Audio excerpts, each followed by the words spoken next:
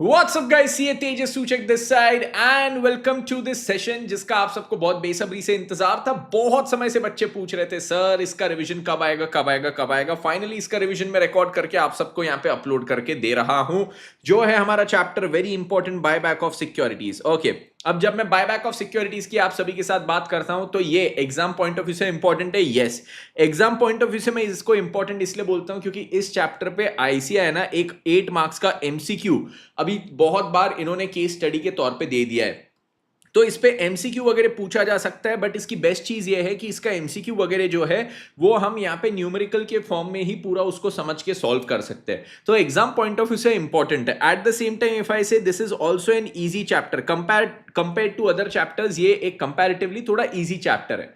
तो ये आपको एग्जाम के पॉइंट ऑफ व्यू से इट इज स्मार्ट मार्क्स। क्यों? Easy chapter but it will give you 8 marks. अगर पूछ लिया तो 8 मार्क्स का आ जाएगा, तो बहुत बढ़िया, इसमें आपको स्कोरिंग अपॉर्चुनिटी मिल सकता है। एंड चैप्टर ऐसा है कि इसमें हमने 8 में से 8 पूरे टारगेट करने चाहिए, एक भी मार्क छोड़ने का इसमें हमारा मुद्दा बनता ही नहीं है। तो चलिए let's start with this chapter जो है buyback of securities. Again a very important chapter from exam point of view कि ये 8 मार्क का है और ईजी चैप्टर है। तो 8 मार्क का अगर ईजी चैप्टर मेरे को आ रहा है तो वो एग्जाम के लिए इंपॉर्टेंट हो जाता है, छोड़ने का सवाल ही नहीं है। अब इसमें दो चीजें जो हमको यहां पे पढ़नी है इस चैप्टर में, बेसिकली सर दो चीजें हमको यहां पे क्या पढ़नी है। तो पहली चीज की जब मैं आपके साथ बात करता हूं तो पहली चीज मेरी आती है कि मेरे पास अगर बायबैक करना है तो बायबैक की मेथड क्या क्या है। मतलब अगर बायबैक करना है तो क्या बायबैक करना है? सिक्योरिटीज मतलब मैं यहां पे बात कर रहा हूं बेसिकली इक्विटी शेयर्स की। तो भैया अगर इक्विटी शेयर्स मेरे को बायबैक करना है, मैं मतलब कंपनी को इक्विटी शेयर्स अगर यहां पे बायबैक करना है तो कंपनी को उसके लिए कौन सी मेथड्स अवेलेबल है, एक तो ये चीज के बारे में मैंने पढ़ना है। और दूसरी चीज कि कंपनी जब बायबैक करने का सोचता है तो मैक्सिमम कितने शेयर्स अपने बायबैक कर सकता है। तो these are the two things that we have to discuss over here. सबसे पहले बायबैक की मेथड्स क्या है और दूसरी चीज यहां पे कि मैक्सिमम कंपनी कितना बायबैक कर सकता है, मैक्सिमम यहां पे कंपनी कितना बायबैक कर सकता है। These are the two things that we have to study and understand. But ये हम स्टार्ट करें उसके पहले मैं आप लोग को यहां पे आईसीआई के स्टडी मटेरियल पे ले जाना चाहूंगा। और वहां पे उन्होंने एक चीज दी है कि क्या क्या कारण हो सकता है, क्या क्या ऑब्जेक्टिव्स हो सकते हैं या एडवांटेजेस हो सकते हैं जिसके कारण कंपनी अपने शेयर्स को बायबैक करती है। तो यहां पे सभी लोग पढ़ेंगे, इन्होंने 5 कारण दिए हैं A B C D E, वो एक एक करके हम यहां पे डिस्कस करते हैं। कारण ए, कारण बी, कारण सी, कारण डी और कारण ई। सबसे पहले बोलते हैं कि अगर कंपनी शेयर्स को बायबैक करता है तो उनका ईपीएस इंक्रीज हो जाता है। अब ये भी मैं आपको इसलिए पढ़ा रहा हूं क्योंकि अब इस चैप्टर में हमको ऑब्वियसली अब पूरा 30 मार्क का एमसीक्यू है, तो एमसीक्यू में कुछ भी पूछ सकते हैं कि बायबैक किस किस कारण से हो सकता है। इसमें से 3 कारण दे देंगे, चौथा कुछ गलत दे देंगे और बोलेंगे इसमें से कौन सा कारण है जो बायबैक के लिए एप्लीकेबल नहीं है। So we should know what are the advantages और ऑब्जेक्टिव्स ऑफ बायबैक। तो पहली चीज जो बोलते हैं कि कंपनी को अगर इंक्रीज करना है अपना अर्निंग पर शेयर, क्या चीज? अर्निंग पर शेयर अगर कंपनी को इंक्रीज करना है तो उनको बायबैक करना चाहिए। सर अर्निंग पर शेयर कैसे इंक्रीज होगा? देखिए, कोई कंपनी का प्रॉफिट से फॉर एग्जांपल 10 लाख रुपए है और उनके नंबर ऑफ शेयर्स कितने? 1 लाख रुपए। तो उनका प्रॉफिट हो गया सर यहाँ पे 10 लाख, नंबर ऑफ शेयर्स हो गए 1 लाख, तो उनका ईपीएस कितना हो गया? ठीक है, ईपीएस यहाँ पे हो जाता है 10 पर शेयर का। 10 पर शेयर का उनका अगर यहां पे ईपीएस हो गया। अब से फॉर एग्जांपल 1 लाख शेयर में से उन्होंने 30,000 शेयर्स या 20,000 शेयर से फॉर एग्जांपल बायबैक कर दिए। 20,000 शेयर्स बायबैक किए तो क्या प्रॉफिट पे कोई भी फर्क पड़ेगा? नहीं। बट अब नंबर ऑफ शेयर्स कितने हो जाएंगे? 80,000। तो 10 लाख डिवाइडेड बाय 80,000 कितना हो जाता है? तो यहां पे अब आ जाता है ईपीएस, अर्निंग पर शेयर 12.5 का। तो बायबैक करने से क्या होता है, कंपनी जब शेयर्स को बायबैक कर लेता है तो उनके नंबर ऑफ शेयर्स रिड्यूस हो जाते हैं but the total earning remains the same. तो ईपीएस उनका ऑटोमेटिकली इंक्रीज हो जाता है। तो ईपीएस अगर कंपनी इंक्रीज करना चाहती है तो वो अपने शेयर्स को बायबैक कर सकती है। दूसरी चीज, कंपनी अगर चाहती है कि प्रमोटर की जो होल्डिंग है वो इंक्रीज हो जाए। प्रमोटर की होल्डिंग इंक्रीज कैसे हो जाए? अब समझो यही सेम एग्जांपल, पहले 1 लाख शेयर्स मार्केट में इशूड थे। अब जब ये 1 लाख शेयर्स मार्केट में इशूड थे, इसमें से प्रमोटर के पास से फॉर एग्जांपल यहां पे था 50,000 शेयर्स, ठीक है, तो प्रमोटर की होल्डिंग कितनी हो गई? 50% की प्रमोटर होल्डिंग हो गई।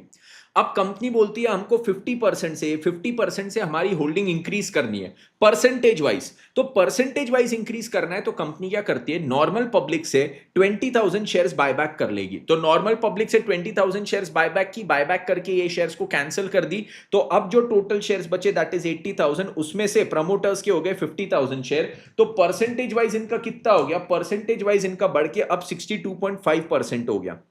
तो परसेंटेज वाइज इनकी होल्डिंग क्या हो गई, इंक्रीज हो गई बायबैक करने से।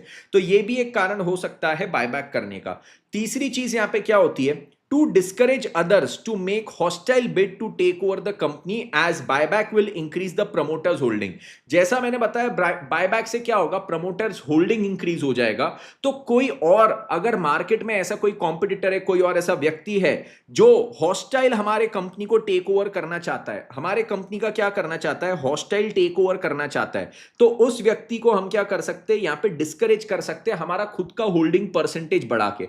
हॉस्टाइल टेक ओवर मतलब क्या है, हॉस्टाइल टेक ओवर मतलब कोई व्यक्ति मार्केट से हमारे कंपनी के शेयर्स खरीदते जा रहा, खरीदते जा रहा, खरीदते जा रहा, खरीद खरीद के अगर उसने 51% ओनरशिप ले ली तो भैया मेजॉरिटी स्टेक उसके पास आ गया। He is the effective controller, अब वो कंट्रोल करता है कंपनी को। ठीक है, तो हम किसी का ऐसा हॉस्टाइल टेक ओवर का अटेम्प्ट यहां पे स्पॉइल कर सकते हैं हमारी प्रमोटर होल्डिंग इंक्रीज करके। प्रमोटर होल्डिंग इंक्रीज करने के लिए हम लोग मार्केट से पब्लिक के शेयर्स बायबैक कर देंगे, उसको कैंसिल कर देंगे, तो ऑटोमेटिकली हमारा परसेंटेज यहां पे बढ़ जाएगा। नेक्स्ट चीज यहां पे बोलते हैं to support the share price on the stock exchanges when the share price in the opinion of the company's management is less than its worth, especially in the depressed market। तो यहां पे अब देखो क्या चीज है, जैसे मैंने आपको बताया था कि बायबैक करने से अर्निंग पर शेयर इंक्रीज हो जाता है। तो कोई भी शेयर का अगर ईपीएस बढ़ जाता है तो ईपीएस बढ़ने से उसका मार्केट प्राइस पे भी पॉजिटिव इंपैक्ट आता है। क्योंकि अगर मैं बोलूं कि एक एक्स कंपनी का शेयर है, वो एक शेयर पे 10 रुपए का अर्निंग देता है, या फिर मैं आपको बोलता हूं वो एक जो शेयर है वो 12.5 रुपए की अर्निंग देता है, तो ये देख के क्या पता चलता है कि भैया एक शेयर पे जो ये कंपनी है अर्निंग ज्यादा जनरेट कर पा रही है। तो ऑब्वियसली इसका इंपैक्ट कहां पे आएगा, इसका इंपैक्ट आएगा कंपनी के शेयर प्राइस पे। कंपनी के शेयर प्राइस पे इसका क्या आएगा, यहां पे इंपैक्ट आएगा। ये चीज सभी को क्लियर? यस सर, ये चीज सभी को क्लियर। तो अब ये क्या हो जाएगा कि अगर आप यहां पे बायबैक करते हो तो उससे कंपनी के शेयर प्राइस पे भी इंपैक्ट आता है। नेक्स्ट इसके बाद अगर मैं आपको बोलूं, अगर कंपनी के पास बहुत सारा सरप्लस कैश पड़ा है और वो सरप्लस कैश का एज सच कंपनी के पास कोई प्लान नहीं है, प्लान नहीं है मतलब कंपनी अगर यहां पे ये सोचती है कि भैया मेरे पास बहुत सारा कैश पड़ा है बट मेरे को अभी एक्सपेंशन का कोई प्लान नहीं है, मेरा ये कैश इन्वेस्टमेंट का कोई प्लान नहीं है, तो ये कैश क्या करेगी, कैश शेयर होल्डर को दे देगी, शेयर होल्डर से उसके शेयर बायबैक कर लेगी। तो अब क्या हो जाएगा, now equity is one of the most expensive source of capital. Yes sir, क्योंकि इक्विटी शेयर होल्डर्स को कंपनी का पूरा residual interest in the company ये मिलता है। जैसे डिबेंचर्स बोलू, बैंक लोन बोलू, तो ये सब पे क्या एक फिक्स्ड रेट ऑफ रिटर्न होता है। प्रेफरेंस शेयर पे फिक्स्ड रेट ऑफ रिटर्न होता है, इक्विटी पे कोई फिक्स्ड रेट ऑफ रिटर्न नहीं है, जितना रेसिडुअल उतना पूरा इक्विटी का। तो this is one of the most expensive source of capital. तो यहां पे क्या है, जो एक्सपेंसिव सोर्स ऑफ कैपिटल है उसको बायबैक कर लो ना, उसको बायबैक करके वो एक्सपेंसिव सोर्स ऑफ कैपिटल को कम कर दो। कब, अगर आपके पास क्या पड़ा हुआ है, अगर आपके पास यहां पे सरप्लस कैश पड़ी हुई है तो सरप्लस कैश यहां पे पड़ी हुई है शेयर होल्डर्स के पास। यस, शेयर होल्डर्स के पास पड़ी है सरप्लस कैश, तो उससे क्या होगा, कंपनी यहां पे उससे शेयर्स बायबैक कर लेगा और ये कैश क्या कर लेगा, शेयर होल्डर्स को दे देगा। तो उससे भी यहां पे कंपनी का सरप्लस कैश भी यूज हो जाएगा और जो most expensive source of capital है वो यहां पे कम हो जाएगा। तो ये यहां पे 5 रीजन है जिसके कारण कंपनी यहां पे बायबैक करने की सोच सकता है। इस पे भी आपको एमसीक्यू बन सकता है या फिर आपको इस पे थियोरेटिकल क्वेश्चन भी दे सकता है आईसीआई। ये आपके लॉ के पॉइंट ऑफ व्यू से भी जरूरी है, अकाउंट्स के पॉइंट ऑफ व्यू से भी जरूरी है, इसलिए मैंने स्टार्टिंग में आपको पढ़ा दिया। अब सर वापस हम आते हैं, हम आपने जो बोला था इस चैप्टर में पढ़ना हमारे लिए क्या जरूरी है, तो इस चैप्टर में जो आपके लिए पढ़ना जरूरी है सबसे पहली चीज that is the method of buyback. क्या चीज पढ़ना जरूरी है सर, बायबैक करने की हमारी मेथड क्या क्या है। अब कंपनी को क्या करना है, मैंने आपको बताया कंपनी को करना है बायबैक, बिल्कुल सही बात, कंपनी को करना है बायबैक। बायबैक करने के लिए क्या करना है, शेयर होल्डर से उसके शेयर खरीदना है। शेयर होल्डर से अगर उसके शेयर खरीदना है तो ये शेयर के बदले में उसको पैसा देना है। हाँ सर, पैसा देना है। तो ये जो पैसा देना है, ये पैसा कहां से आना चाहिए, ये जो पैसा देना है, शेयर होल्डर को पैसा देना है, वो कहां से आना चाहिए। तो इसके लिए ये लोग बोलते हैं कि आपका ये पैसा आना चाहिए फ्री रिजर्व से। आपने जो शेयर होल्डर को पैसा देना है ना, वो पैसा आपका आना चाहिए फ्री रिजर्व से। अब इसको देखो एक बहुत ही लॉजिकल एग्जांपल से, आपके बचपन के एग्जांपल से आपको समझाता हूं तो आपको इसका मीनिंग समझ जाएगा। सबसे पहले क्या है, एक लड़का है पीयूष और ये उसके पापा। पीयूष जाता है अपने पापा के पास, बोलता है मेरे को मोबाइल खरीदना है 1.5 लाख रुपए का। पापा बोलते हैं 1.5 लाख रुपए का मोबाइल, मतलब तू क्या करेगा, तेरे को 1.5 लाख के कैश की जरूरत है। अब पापा बोलेंगे 1.5 लाख का कैश तू लाएगा कहां से? तो पीयूष बोलता है पापा मेरे पास सेविंग्स है। मेरे पास सेविंग्स कितनी है? 1.5 लाख। तो पापा देखो यहां पे क्या बोल रहे हैं कि ये जो 1.5 लाख की कैश लगेगी मोबाइल खरीदने के लिए, वो कैश कहां से आएगी? पापा इज कंसर्न अबाउट व्हाट, कि वो कैश का सोर्स क्या रहेगा। तो ये पीयूष बोलता है पापा आपने मेरे को क्या की थी, पॉकेट मनी दी थी, उससे मैं बहुत सेविंग्स करता था, सेविंग्स कर करके मैंने 1.5 लाख रुपए यहां पे जमाए हैं। पापा बोले बेटा बहुत अच्छी बात है, तूने 1.5 लाख रुपए की सेविंग्स की। अगली चीज, अब पापा बोलते तेरे पास सेविंग्स है वो ठीक है, बट अभी एक और चीज, अब ये जो 1.5 लाख की तूने सेविंग्स की है उसमें से तेरे को क्या करना है, तुझे याद है एक बाइक लेना था, तो तूने ये 1.5 लाख की सेविंग्स में से 50,000 की सेविंग्स ये बाइक के लिए अलग की। तो ये जो 50,000 की सेविंग तूने बाइक के लिए अलग की, क्या अभी तू इसको मोबाइल फोन के लिए यूज कर सकता है? तो नहीं। फिर बोले देख तेरी वो एक खास दोस्त है, वो खास दोस्त का तेरी 18th बर्थडे आने वाला है, उसका 18th बर्थडे आने वाला है, तू उसकी सपनों में कि मैं उसके लिए ऐसा करूंगा वैसा करूंगा, वो मेरे को छोड़ के जाए, मेरा काटे, उसके पहले मैं अपना कटवा लेता हूं, बोले उसको गिफ्ट विफ्ट देते। वो तो काटेगी बट अभी तेरे को 30,000 से खुद का कटवाने की बहुत चिंता है, तेरे को बहुत खुशी मिल रही है उसमें। तो ये 1.5 लाख की सेविंग्स में से याद है तूने 30,000 रुपए वो गिफ्ट वगैरह के लिए भी अलग करके रखे थे। तो ये 30,000 रुपए जो तूने यहां पे अलग करके रखे थे, वो भी क्या तू मोबाइल फोन के लिए यूज कर सकता है क्या? नहीं। फिर बोले वो जब तेरा काट के जाएगी उसके बाद तेरे को सीए फाइनल की पढ़ाई याद आएगी, फिर तू बोलेगा ठुकरा के मेरा प्यार मेरा इंतकाम देखेगी, अब मैं सीए फाइनल क्लियर करूंगा, रैंक होल्डर बनूंगा, फिर देखना तू, फिर तू पछताएगी। यस, फिर तू पछताएगी। और फिर यहां पे तू सीए फाइनल की क्लासेस लगाने के लिए भी तूने सेविंग्स की थी, कितने की? 20,000 रुपए की सेविंग्स की थी। तो पापा क्या बोले, पीयूष बेटा तूने 1.5 लाख रुपए की तो सेविंग करके रखी है, बट 1.5 लाख में से तेरी ना कुछ कुछ स्पेसिफिक पर्पस से सेविंग है। 50,000, 30,000, 20,000, मतलब 1 लाख रुपए की सेविंग तो तेरी स्पेसिफिक पर्पज से। तो 1.5 लाख में से 1 लाख तो तू कोई भी काम के लिए यूज ही नहीं कर सकता। तो तू अभी फ्री सेविंग्स कितनी लेके बैठा है? तो बोले पापा मैं फ्री सेविंग्स केवल 50,000 लेके बैठा हूं। तो पापा बोले बेटा पीयूष तू 1.5 लाख का मोबाइल नहीं ले सकता, तू 1 लाख का मोबाइल, सॉरी 50,000 का मोबाइल अभी ले सकता है। और उसमें भी अब तू जो 50,000 का मोबाइल ले सकता है ना, क्यों? क्योंकि तेरे पास फ्री सेविंग्स अभी 50,000 की है। पीयूष बोलता है ठीक है पापा, अभी 50,000 की फ्री सेविंग्स है तो मैं 50,000 का मोबाइल ले सकता हूं। यस। अब पापा बोलते बेटा एक काम कर ले, पहले क्या कर, ये जो तेरी फ्री सेविंग्स है ना 50,000 की, उसको तू अलग से पहले रख ले। अब इसको भी स्पेसिफिक सेविंग बना दे। स्पेसिफिक सेविंग किस नाम की? मोबाइल फोन के सेविंग के नाम की।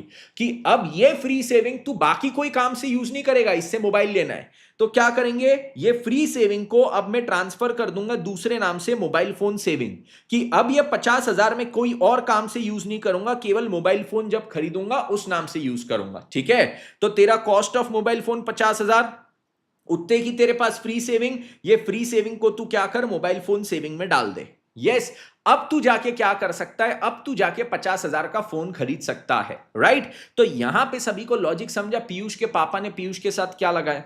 अब पीयूष के पापा की जगह यहां पे लिखो कंपनीज एक्ट और पीयूष की जगह यहां पे लिखो कंपनी। अब कंपनी को क्या करना है, कंपनी को यहां पे मोबाइल की जगह शेयर्स बायबैक करना है। कितने के? 1.5 लाख रुपए के शेयर्स बायबैक करना है। इसके लिए क्या लगेगा, 1.5 लाख रुपए का इनको लगेगा कैश। कैश जो लगेगा, कैश कहां से आनी चाहिए, वो आनी चाहिए कंपनी के सेविंग्स में से, कंपनी के सेविंग्स में से। अब कंपनी की जो सेविंग्स है 1.5 लाख की है, बट 1.5 लाख में से कुछ सेविंग्स है जो इन्वेस्टमेंट रिजर्व के नाम से दिख रही। ये मतलब कंपनी क्या करने वाला है, ये इसमें से 50,000 के इन्वेस्टमेंट खरीदेगा। कुछ दिख रहा है बिल्डिंग के सेविंग्स के नाम की, मतलब 30,000 की इसमें क्या करेगा, बिल्डिंग बनाएगा। और कुछ यहां पे दिख रहा है प्लांट एंड मशीनरी के नाम के रिजर्व का। प्लांट एंड मशीनरी मतलब ये इसका नाम का रिजर्व इसलिए बनाया क्योंकि आगे जाके प्लांट एंड मशीनरी खरीदना है तो उसके नाम का रिजर्व। तो ये जो 1.5 लाख के रिजर्व्स एंड सरप्लस कंपनी के पास है, सेविंग्स मतलब कंपनी के लिए रिजर्व्स एंड सरप्लस, तो 1.5 लाख के जो रिजर्व्स एंड सरप्लस है उसमें से कंपनी क्या चीज करेगा, उसमें से देखेगा कि भैया स्पेसिफिक वाले रिजर्व्स कौन से। स्पेसिफिक रिजर्व्स यहां पे 1 लाख रुपए के, स्पेसिफिक रिजर्व्स 1 लाख रुपए के। स्पेसिफिक रिजर्व्स अब अगर यहां पे कंपनी के 1 लाख रुपए के हैं तो वो 1 लाख रुपए के स्पेसिफिक रिजर्व्स को यूज करके क्या बायबैक कर सकते? Answer is no. 1 लाख रुपए के स्पेसिफिक रिजर्व्स को यूज करके वो बायबैक नहीं कर सकते। बायबैक वो कर सकते केवल जो फ्री रिजर्व्स है उससे। बायबैक कायमे से कर सकते हैं, फ्री रिजर्व से।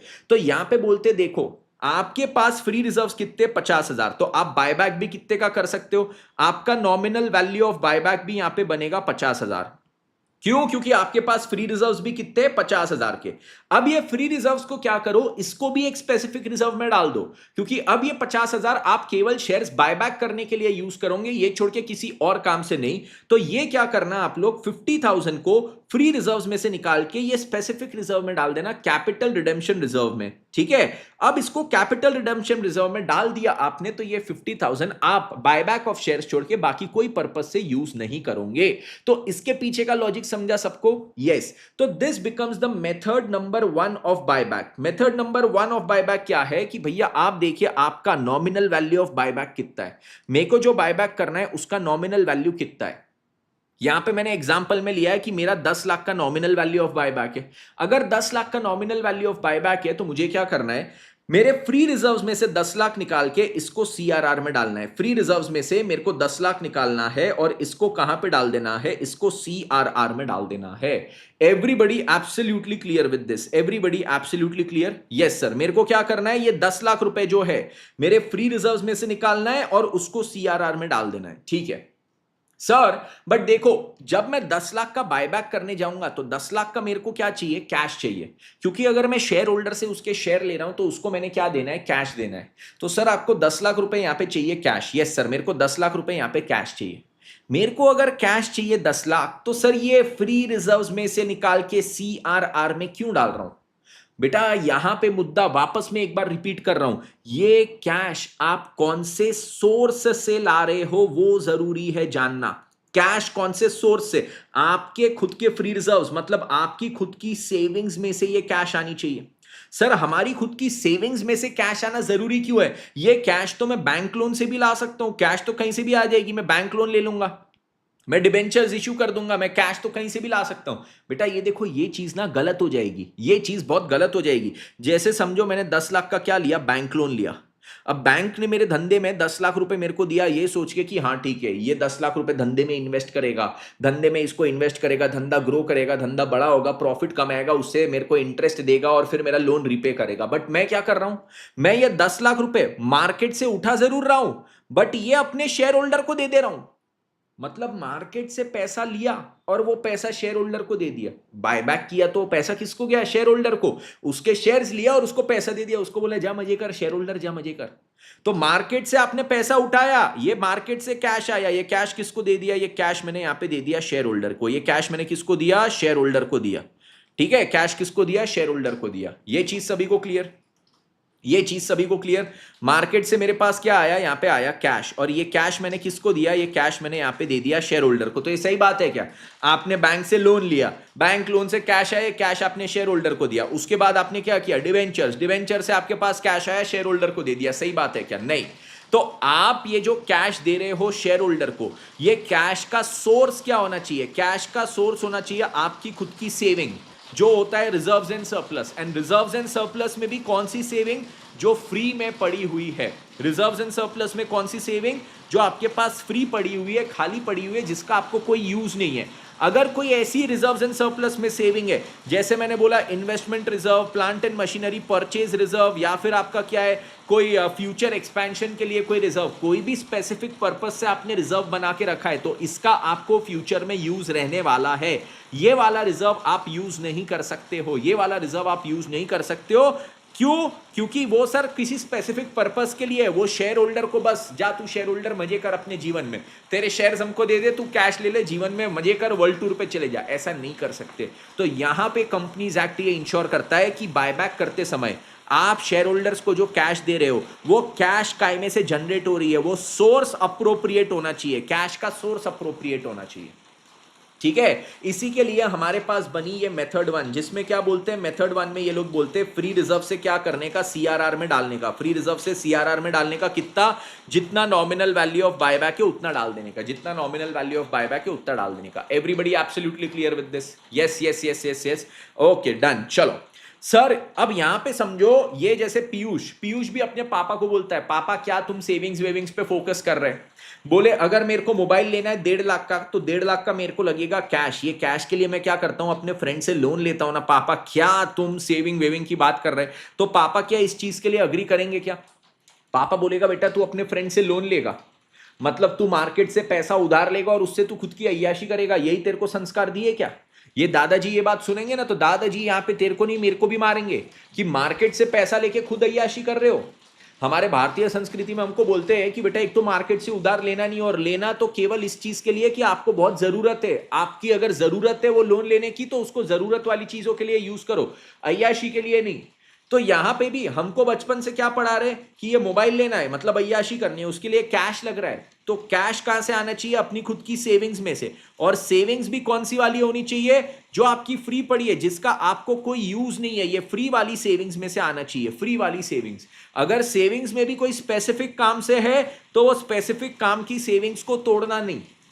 जैसे स्पेसिफिक वाली सेविंग्स में मैं बोलता हूं, हमारे घर पे रहती है, हमारे मम्मी पापा हमारे हायर एजुकेशन के लिए सेव करके रखते हैं, हमारी दीदी की शादी के लिए, दादा दादी के मेडिकल एक्सपेंसेस के लिए, नए घर के लिए सेव करके रखते हैं। तो वो आपकी स्पेसिफिक पर्पस सेविंग्स हो गई। उसको तोड़ के यहां पे कैश जनरेट करके वो कैश से मोबाइल फोन लेने का क्या? नहीं सर, उससे मोबाइल फोन नहीं लेने का। ये पूरा लॉजिक समझा मेथड नंबर 1 के पीछे का, कि कंपनी को अगर बायबैक करना है तो उसके लिए क्या करने का, देखने का नॉमिनल वैल्यू ऑफ बायबैक कितना है। आप 1 लाख शेयर खरीद रहे हो, उसकी नॉमिनल वैल्यू 10 है, तो टोटल नॉमिनल वैल्यू 10 लाख हो गया। उतना अपने फ्री रिजर्व्स में से निकाल के सीआरआर में डालना। इसके पीछे का लॉजिक सभी को क्लियर? यस सर, इसके पीछे का लॉजिक क्लियर, इसके पीछे का logic clear. Sir suppose company को 1 लाख शेयर 10 रुपए के बायबैक करना है, मतलब nominal value of buyback is what? Nominal value of buyback is 10 lakh. अब नॉमिनल वैल्यू ऑफ बायबैक यहां पे 10 लाख है, बट कंपनी के पास फ्री रिजर्व्स में केवल 8 लाख है। तो क्या कंपनी यहां पे बायबैक कर सकता है क्या 10 लाख का? Answer is no. उनके फ्री रिजर्व्स में अगर केवल 8 लाख है तो यहां पे नॉमिनल वैल्यू ऑफ बायबैक भी 8 लाख पे रेस्ट्रिक्ट हो जाएगा। उससे ज्यादा वो बायबैक नहीं कर सकता है, उससे ज्यादा बायबैक नहीं कर सकता है। सर अगर उससे ज्यादा बायबैक करना हो तो क्या कंपनी के पास कोई भी उपाय नहीं है क्या? एक उपाय है जो मेथड नंबर 2 में देते, एक और उपाय है जो मेथड नंबर 2 में देते। अब मेथड नंबर 2 में देखो यहां पे क्या बोलते हैं। ये आई मेरी मेथड नंबर 2। अब यहां पे अगेन मैं वो पीयूष के पॉइंट ऑफ व्यू से समझाता हूं, तो सभी लोग यहां पे ध्यान देना। पीयूष के पॉइंट ऑफ व्यू से जब मैं यहां पे आपको समझाता हूं तो इसमें क्या चीज है। आई होप आप लोग को ये बारिश का बैकग्राउंड में आवाज नहीं आ रहा हो, क्योंकि विंटर्स में नागपुर में बारिश हो रही है, बढ़िया एकदम जोरदार तूफानी बारिश हो रही है, तो उसका आपको डिस्टर्बेंस ना आ रहा हो उम्मीद करता हूं। वैसे आना तो नहीं चाहिए, माइक्रोफोन उतना काम करना चाहिए कि बारिश की आवाज़ को छुपा दे, खाली मेरी आवाज़ आप तक है। बट अगर फिर भी आ रहा हो तो आई एम वेरी सॉरी। ठीक है, तो मेथड नंबर 2 में अब क्या चीज़ है, मैं मेथड नंबर 2 की बात करता हूं। तो इसमें यहां पे क्या है, अब ये पीयूष जाता है पापा के पास, पापा मैं खूल जूद मेरे को 1.5 लाख का मोबाइल फोन चाहिए। 1.5 लाख का, बोले महंगे में महंगा, या सस्ते में सस्ता नहीं, या मिड रेंज भी नहीं, महंगे में महंगा मोबाइल फोन चाहिए 1.5 लाख का। पापा बोले ठीक है 1.5 लाख का तेरे को मोबाइल फोन चाहिए, सेविंग्स कितनी है? बोलता है पापा सेविंग्स अंडा, अंडा से। पापा बोले अबे ऐसी बात किया ना 2 लगाऊंगा खींच के। तो वो पापा को बोलता है पापा सेविंग्स है मेरे पास अंडा 0। तो पापा बोले फिर 1.5 लाख लाएगा कहां से? हाँ छोले के भटूरे 1.5 लाख कहां से लाएगा? बोले मैं क्या करूंगा, मैं लोन ले लूंगा, लोन मैं अपने दोस्तों से लोन ले लूंगा, इससे लोन उससे लोन सबसे लोन ले लूंगा। पापा बोले बेटा ये भी हरकत किया ना, अगली बार घर पे आना नहीं, शक्ल दिखाने का नहीं, जहां लोन लिया ना वहीं से कट लेने का, जहां जाना है वहां चले जाना, लोन लेके फोन लेगा, ये सब हरकतें मेरे घर पे रहते हुए नहीं होगी, मेरे जीते जी तो नहीं होगी, ठीक है। अब वो रोने लगता है, पापा यार कैसा कर रहे हो, एक बेटा है, एक बेटे को खाली 1.5 लाख का फोन चाहिए, उसमें इतने रेस्ट्रिक्शंस शे, इसी के लिए बोले अपन ने इतना घर वर बना के रखे, इतने शान शौकत इसी के लिए कि 1.5 लाख का फोन लेने में अपन इतना रोना गाना करे। पापा बोले अभी ये डायलॉग ना अपनी जेब में रख भर के, मेरे सामने ये डायलॉग निकाला तो यहीं तेरे को गाड़ दूंगा 10 माले नीचे। मैंने घर बनाया, मेरे को पता है ये बेसमेंट इसका, ये गड्ढा कितना गहरा खोदे थे घर बनाते वक्त, उतने गहरे में तेरे को गाड़ दूंगा ज्यादा बातें किया तो। रोने लगता पीयूष एकदम, बोले पापा क्या इसी बात कर रहे, बोले मेरे साथ, पापा बोले मेरे गुंडे निकले, बोले गाड़ने मारने की बात कर रहे मेरे को। रोया एकदम जोर जोर से रोया, हुआ करते हुए रोया। रोया तो मम्मी को आवाज आ गई, मम्मी को आवाज आई कि मेरा राजा बेटा, सोना बेटा पीयूष रो रहा है, ओ माय गॉड। मेरा राज बेटा, मेरा सोना बेटा, मेरा पीयूष रो रहा है। कौन रुला है? तो मम्मी एकदम दौड़ते दौड़ते आई पापा के पास, पापा और पीयूष के पास। किसने रुलाया मेरे पीयूष को?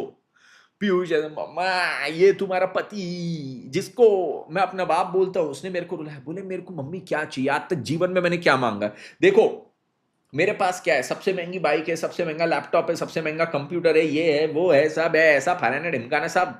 PS5 है, GTA 6 लॉन्च नहीं हुआ वो भी मेरे पास है, सब है। पर मैंने कुछ मांगा है क्या आज तक? नहीं। बोले मम्मी मेरे को केवल चाहिए 1.5 लाख का फोन, उसमें भी ये मना कर रहे हैं। ये कैसे पति है बोले आपके? मम्मी बोले नहीं मेरा राजा बेटा, तुम एक को बोलना तेरी माँ जिंदा है, तेरी माँ जिंदा है। और तेरी माँ की जीते जी तेरे आंख में आंसू कैसे आ गए? बोले मम्मी अब आप ही कुछ करो। मम्मी बोले देख, तू मेरी कोख से जन्मा है, तू मेरी कोख से जन्मा है। तुझे अगर तेरे पास सेविंग्स नहीं है ना फोन लेने के लिए, तो तेरी माँ तुझे 1.5 लाख रुपए देगी। क्यों? क्योंकि मम्मी क्या है, मम्मी तो पीयूष की ओनर है ना। मम्मी ने अपने कोख से उसे जन्मा है, तो मम्मी ने कोख से जन्मा है, तो मम्मी टेक्निकली ओन्स पीयूष। मतलब मम्मी क्या है, ओनर है, मतलब शेयर होल्डर ऑफ पीयूष है ना। Share holder is the owner, तो mummy is the share holder. तो मम्मी बोलती है पीयूष को कि पीयूष मेरे लाल, तू अपने शेयर होल्डर मतलब अपनी मम्मी से 1.5 लाख रुपए ले ले।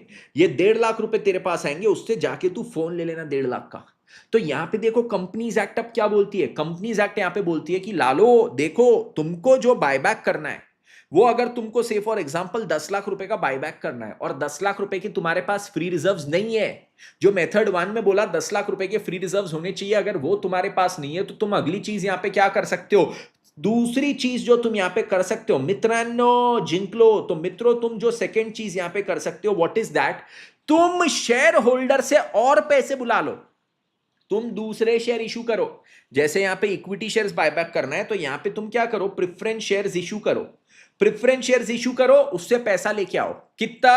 10 लाख रुपए तुमको यहां पे चाहिए ना, तो यहां पे 10 लाख रुपए लेके आओ, 10 लाख रुपए ले आओ और इसको बायबैक कर लो।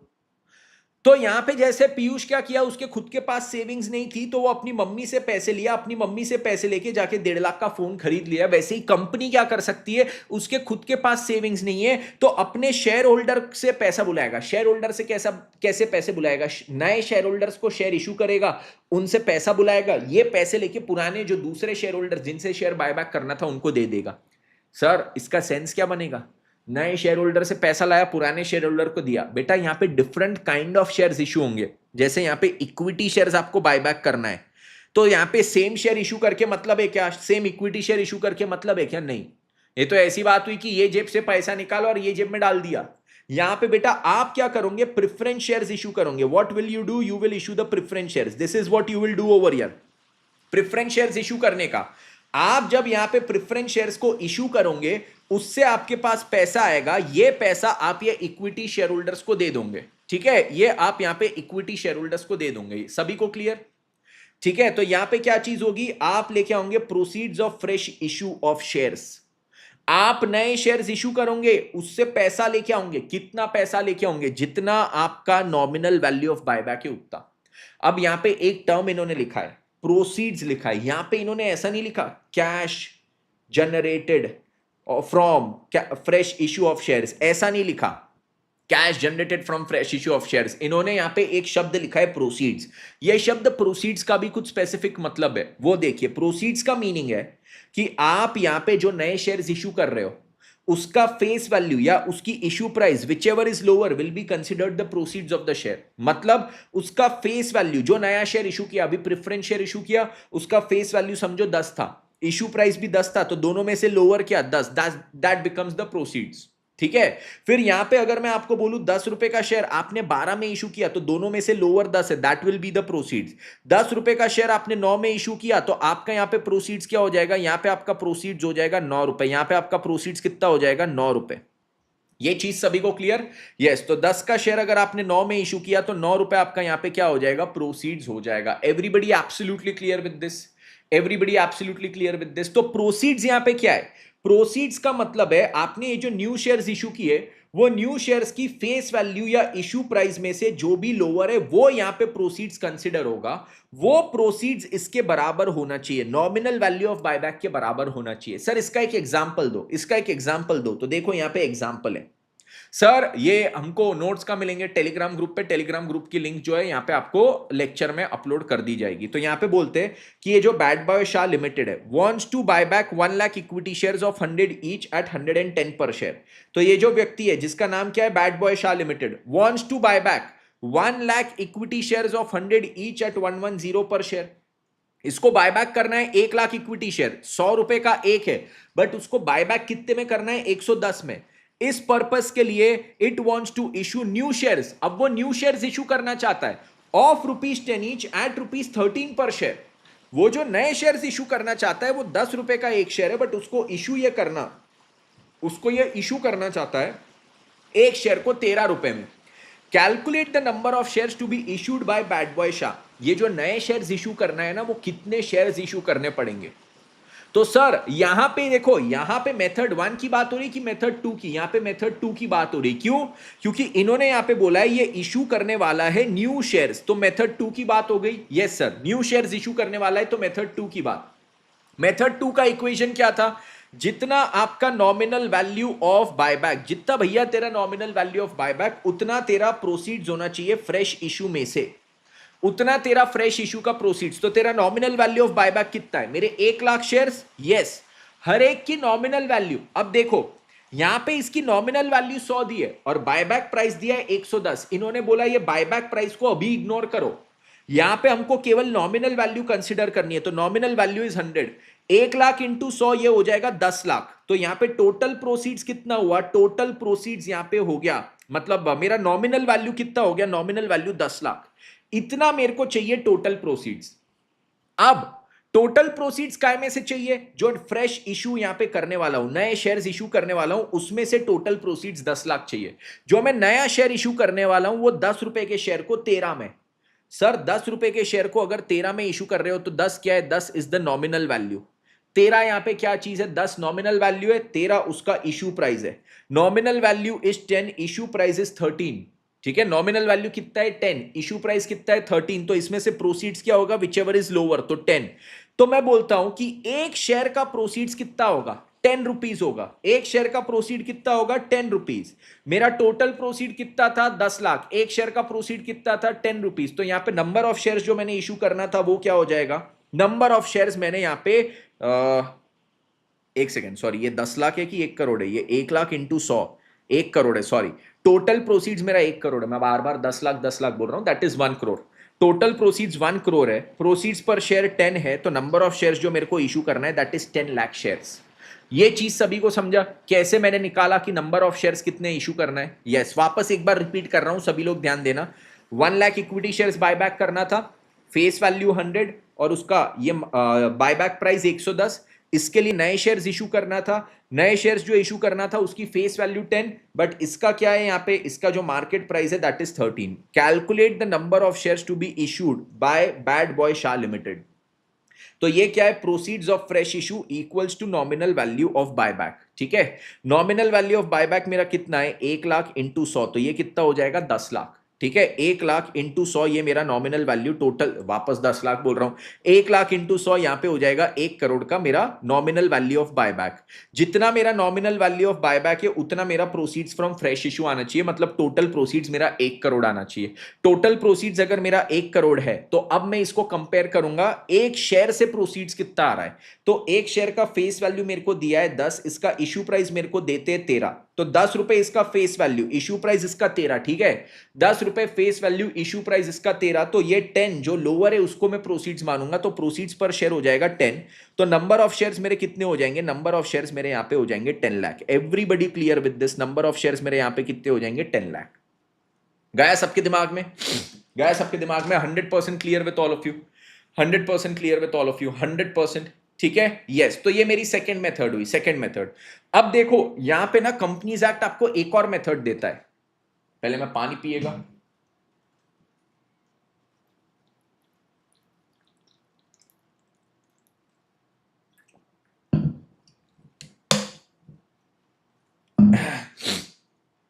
अब यहां पे कंपनीज एक्ट क्या करता है, कंपनीज एक्ट आपको एक और मेथड देता है।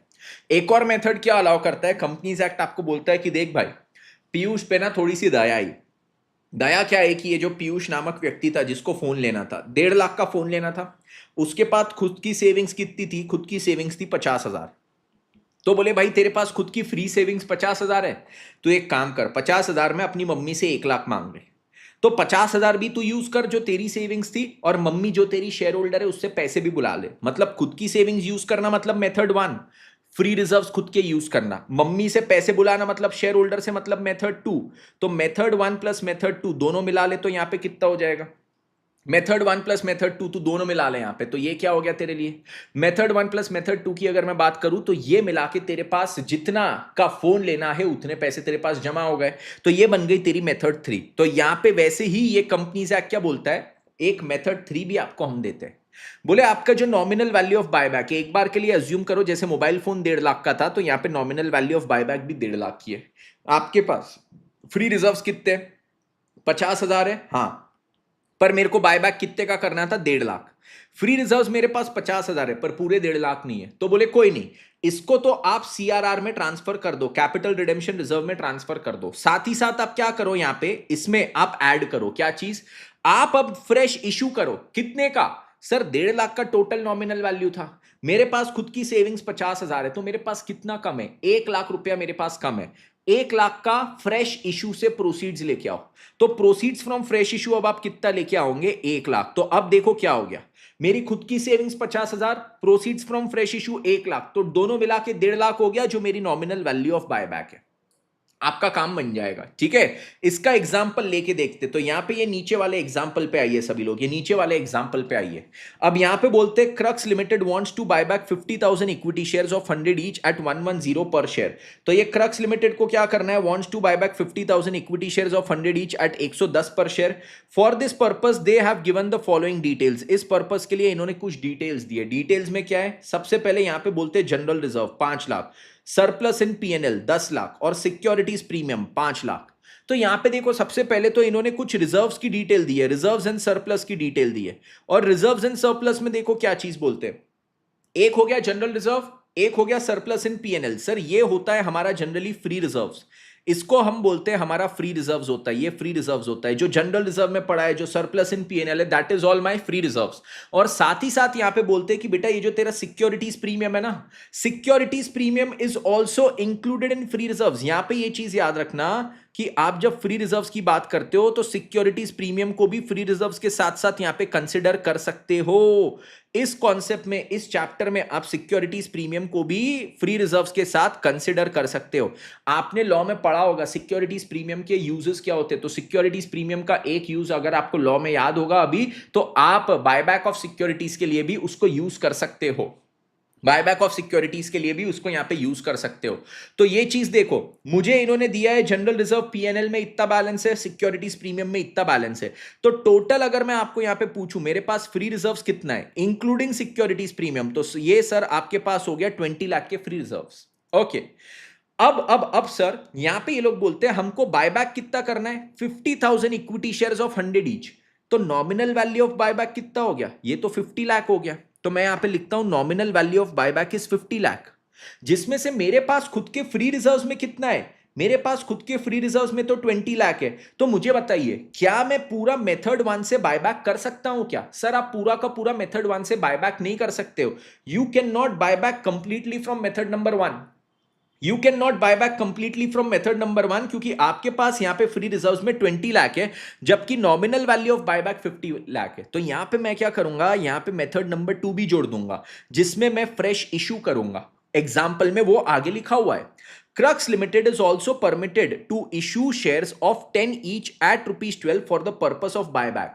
बायबैक करने के लिए इनको नए शेयर्स की भी नए शेयर्स इशू करने की भी परमिशन है, और नए शेयर्स ना 10 रुपए के या 12 रुपए में इशू कर सकते हैं। जो नए शेयर्स है वो 10 रुपए के शेयर ये 12 में यहाँ पे इशू कर सकते हैं। Calculate the number of shares to be issued by crux limited. ये नए शेयर्स कितने इशू कर सकते हैं वो आपको कैलकुलेट करने बोला है। नंबर ऑफ शेयर्स निकालो, इनको कितना इशू करना पड़ेगा, और साथ ही साथ बोला है कि इसकी जर्नल एंट्रीज भी पास करना है, ये बाद में। बट सबसे पहले प्राइमरी मेरे को यहां पे निकालना है कि नंबर ऑफ शेयर्स कितने इशू करना है, how many number of shares do we have to issue over year. तो चलिए अब यहां पे क्या चीज है, अब यहां पे क्या चीज है मैं बात करता हूं।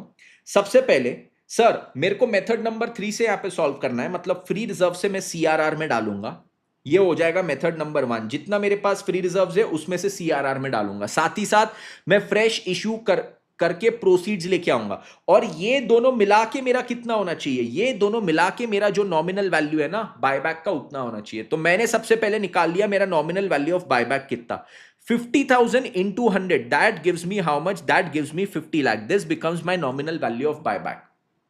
ठीक है, तो ये दोनों चीज मिला के कितना होना चाहिए, ये दोनों चीज मिला के मेरा 50 lakhs हो जाना चाहिए, it should be equal to 50 lakhs। Done.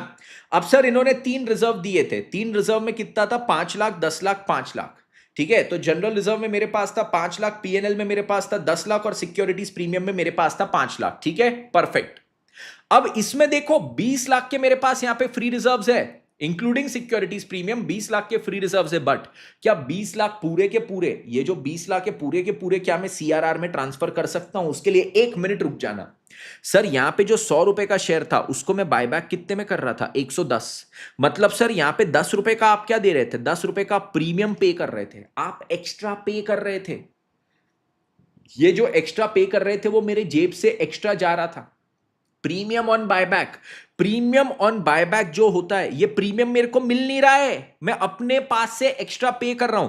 तो ये जो मेरा प्रीमियम ऑन बायबैक है मित्रों, ये जो मेरा प्रीमियम ऑन बायबैक है उसका क्या चीज होगा, प्रीमियम ऑन बायबैक का, प्रीमियम ऑन बायबैक को मैंने अपना एक लॉस मानना पड़ेगा। और ये मेरे लिए एक हिसाब से लॉस हो जाएगा ना, 10 रुपए का एक्स्ट्रा पे कर रहा हूं, लॉस को काय में से राइट ऑफ करूंगा, इसको मैं राइट ऑफ करूंगा सबसे पहले ऑप्शन मेरे सिक्योरिटीज प्रीमियम का जो बैलेंस है।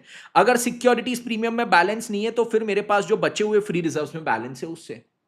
प्रीमियम ऑन बायबैक, अगर आज मैं अपने शेयर होल्डर को 100 रुपए के शेयर की बदले 110 रुपए देता हूं तो 10 रुपए एक्स्ट्रा दे रहा हूं। ये जो 10 रुपए मैं उसको एक्स्ट्रा दे रहा हूं ये क्या है, व्हाट इज दिस, मैं एक्स्ट्रा जो पे कर रहा हूं मेरी जेब से जा रहा है, मेरे लिए नुकसान है। नुकसान है तो नुकसान को हम राइट ऑफ करते हैं, काय में से, सबसे पहला ऑप्शन सिक्योरिटीज प्रीमियम में से राइट ऑफ करो, अगर इसका बैलेंस नहीं है तो फ्री रिजर्व में से राइट ऑफ करो। तो यहां पे जो मैं 10 रुपए एक्स्ट्रा दे रहा हूं वो 10 रुपए मेरा नुकसान है। 50,000 शेयर है, हर शेयर पे 10 रुपए एक्स्ट्रा, मतलब टोटल 5 लाख रुपए मैं यहां पे एक्स्ट्रा दे रहा हूं। देखो कितना एक्स्ट्रा प्रीमियम दे रहा हूं, 5 लाख। ये 5 लाख को मुझे ये फ्री रिजर्व्स में से राइट ऑफ करना पड़ेगा। तो फ्री रिजर्व्स में सबसे पहले मैं सिक्योरिटीज प्रीमियम में से राइट ऑफ करता हूं। ये जो 5 लाख है ना, सिक्योरिटीज प्रीमियम के 5 लाख के बैलेंस में से प्रीमियम ऑन बायबैक को माइनस किया, तो अब सिक्योरिटीज प्रीमियम कितना बचा, 0। ये सिक्योरिटीज प्रीमियम कितना बचा, 0, क्योंकि अगर मैं बायबैक करूंगा तो 5 लाख का मैं एक्स्ट्रा अमाउंट दूंगा, 5 लाख का एक्स्ट्रा अमाउंट दूंगा, वो लॉस होगा, लॉस को मैं राइट ऑफ करूंगा, तो ये तो हो गया 0। तो अब देखो मेरे पास केवल फ्री रिजर्व्स में कितना बचता है, 15 लाख। ये 15 लाख को ही मैं यहां पे ट्रांसफर कर सकता हूं। तो यहां पे मैंने क्या किया, फ्री रिजर्व से सीआरआर में केवल 15 लाख ट्रांसफर किया, टोटल जो 50 लाख है 50 में से यहां पे 15 ट्रांसफर किए। मेरे को और कितनी जरूरत है सर, अब फ्रेश इशू से मेरे को जो प्रोसीड्स लाने पड़ेंगे वो कितने हो जाएंगे, वो हो जाएंगे मेरे 35 लाख के। तो फ्रेश इशू से जो प्रोसीड्स लाने की जरूरत है ना, अब वो 35 लाख की हो जाएगी। अब ये जो 35 लाख के मुझे यहां पे प्रोसीड्स लाना पड़ेगा, उसके लिए मेरे को कितने शेयर्स इशू करने पड़ेंगे, तो मुझे इसके लिए देखना पड़ेगा प्रोसीड पर शेयर। एक शेयर इशू करता हूं तो कितना प्रोसीड, तो क्वेश्चन में बोला है आप 10 रुपए के शेयर को 12 पे इशू करते हो, फेस वैल्यू 10, इशू प्राइस 12, दोनों में से जो भी लोअर वो आपका प्रोसीड। तो दोनों में से लोअर क्या, 10, तो प्रोसीड पर शेयर होगा 10। तो मैं कितने शेयर इशू करूंगा, 3,50,000, 3,50,000 शेयर इशू करूंगा, तब जाके 35 लाख का मेरे पास यहां पे प्रोसीड्स आएगा। ये चीज क्लियर सभी को, 350 इशू करोगे तब जाके 35 लाख का। सर पर ऐसे देखो, मैं 3,50,000 अगर इशू करूंगा, हर शेयर पे 12 रुपए आएगा, तो मेरे पास जो कैश बैंक जमा होगा, कैश बैंक में जो जमा होगा वो कितना होगा, 3,50,000 इंटू 12, ये हो जाएगा 42 लाख रुपीज मेरे कैश बैंक में जमा। 42 लाख रुपीज क्या होगा, मेरे कैश बैंक में जमा हो जाएगा। सर 42 लाख रुपीज आ रहा है, बेटा जितना पैसा आ रहा उसकी बात नहीं हो रही, यहां पे इन्होंने ऐसा नहीं लिखा cash received from issue of new shares, ये नहीं लिखा है कि कैश कितना रिसीव होना चाहिए, इन्होंने लिखा है प्रोसीड्स। और प्रोसीड्स का डेफिनेशन है फेस वैल्यू और इशू प्राइस दोनों में से जो भी लोअर। तो यहां पे मैं क्या कंसीडर कर रहा हूं, यहां पे मैं कंसीडर कर रहा हूं मेरा proceeds 35 lakh divided by 10, 3.5 lakh का मेरा क्या हो जाएगा, 3.5 लाख का मेरा यहां पे हो जाएगा प्रोसीड्स, 3.5 लाख का मेरा क्या होगा, प्रोसीड्स होगा यहां पे। Everybody absolutely clear with this, everybody absolutely clear, ठीक है, 100% clear with this, 100% clear. 100% clear? ठीक हो अच्छे, अच्छी को अच्छी, ठीक हो अच्छी? Okay yes. तो यहां पे एक चीज क्या ट्विस्ट थी, यहां पे एक चीज क्या ट्विस्ट थी, यहां पे ट्विस्ट ये था कि सर मैंने जो यहां पे बायबैक करते वक्त ये 10 रुपए का प्रीमियम देना था, ये मेरा नुकसान था, नुकसान था, तो नुकसान को राइट ऑफ करना पड़ेगा। राइट ऑफ का मैं से करूंगा, मेरे पास जो रिजर्व्स का बैलेंस है, तो 20 लाख में से 5 लाख तो नुकसान राइट ऑफ करने के लिए यूज हो जाएगा। तो अब फ्री रिजर्व्स में से ये जो रिजर्व्स है उसमें से सीआरआर में कितना डाल सकता हूं, उसमें से सीआरआर में केवल 15 लाख डाल सकता हूं। आप यहां पे गलती क्या कर बैठोगे, ये 5 लाख प्रीमियम राइट ऑफ करने के लिए यूज करना भूल जाओगे, तो आप फिर बोलोगे कि सर हम क्या करेंगे, ये जो पूरा 20 लाख है, ये पूरा 20 लाख का 20 लाख मैं यहां पे सीआरआर में डाल दूंगा, तो सीआरआर में 20 लाख गया, तो प्रोसीड्स ऑफ फ्रेश इशू मेरा कितना हो जाएगा, इसमें सर केवल 30 लाख की जरूरत है, 30 लाख डिवाइडेड बाय 10 ये कितना हो जाएगा, ये मेरा यहां पे हो जाएगा 3 लाख। तो आप यहां पे बोलोगे जो फ्रेश इशू ऑफ शेयर्स है केवल 3 लाख ना, आपको 3.5 लाख फ्रेश इशू करना पड़ेगा। ठीक है, आपको क्या करना पड़ेगा, 3.5 लाख यहां पे फ्रेश इशू करना पड़ेगा। Okay sir, we are now clear with this, we are now clear with this, done done done. चलो अब इसकी जर्नल एंट्री इन्होंने बोला है। अब जर्नल एंट्री में भी ना बच्चे बहुत कंफ्यूज हो जाते हैं, सर एंट्री भूल जाते, आती है सब बट कौन सी एंट्री हुई कौन सी नहीं हुई वो ध्यान ही नहीं रहता, भूल जाते sir. Tata see you bye bye good night हो जाता है सर, मार्क्स का गुड नाइट, मार्क्स का गुड नाइट नहीं बेटा। यहां पे कॉन्सेप्ट को सिंपल तरीके से समझ के जर्नल एंट्री एकदम सरल तरीके से कंप्लीट करके कॉन्सेप्ट का गुड नाइट कर देंगे। देखो आपने ये जो इक्वेशन बनाया ना, इस इक्वेशन के ऑर्डर में ही आप जर्नल एंट्री करोगे। सबसे पहले आपने क्या किया, ये चीज किया, फ्री रिजर्व से सीआरआर में ट्रांसफर, पहले इसकी एंट्री करो। मैंने जनरल रिजर्व से कितना ट्रांसफर किया, 5 लाख, मैंने पीएनएल से कितना ट्रांसफर किया, 10 लाख, बस इसकी एंट्री कर दो। तो जनरल रिजर्व से ट्रांसफर कर रहा हूं, इसमें से पैसे निकाल रहा हूं, पीएनएल में से पैसे निकाल रहा हूं, तो दोनों को डेबिट करूंगा। Yes sir, general reserve debit, PNL account debit, और ये सीआरआर में डाल दिया। देखो 5 लाख, 10 लाख और टोटल 15 लाख, एकदम सिंपल गुड नाइट हो गया। यहां से यहां तक की एंट्री का गुड नाइट। अब क्या किया सर, फ्रेश इशू किया। फ्रेश इशू कितने का किया, 3.5 लाख शेयर। 3.5 लाख शेयर कितने में इशू किया था सर, 12 रुपए में इशू किया था, तो पैसे मेरे पास आए थे 42 लाख। तो देखो अब फ्रेश इशू करने की एंट्री मेरे पास आएगी, fresh issue bank account debit कितना, 3.5 लाख इंटू 12, 42 लाख। अब ध्यान रखना इसमें से क्या होगा, कैपिटल का कितना था, इक्विटी शेयर कैपिटल में 10 रुपए जाएगा, सिक्योरिटीज प्रीमियम में 2 रुपए जाएगा। ये चीज क्लियर, इक्विटी शेयर कैपिटल में 10 रुपए और इसमें 2 रुपए, डन। इसके बाद क्या चीज है, ये हमारा हो गया सेकंड पॉइंट, ये हमारा हो गया सेकंड पॉइंट, और फिर मेरा यहां पे होगा फाइनल पॉइंट, फिर मेरा यहां पे होगा फाइनल पॉइंट। अब ये फाइनल पॉइंट क्या है सर, फाइनल पॉइंट में आपको बायबैक करना था, बायबैक की एंट्री करो। बायबैक में क्या चीज है सर, बायबैक की जब मैं बात करता हूं तो मैं शेयर्स वापस ले रहा हूं, तो इक्विटी शेयर कैपिटल को डेबिट करूंगा। इक्विटी शेयर कैपिटल कितना, मैं यहां पे 50,000 शेयर 100 रुपए का ले रहा था। कैपिटल हमेशा फेस वैल्यू से क्रेडिट होगा या फेस वैल्यू से डेबिट होगा, ठीक है डन। तो ये 50 लाख हो गया।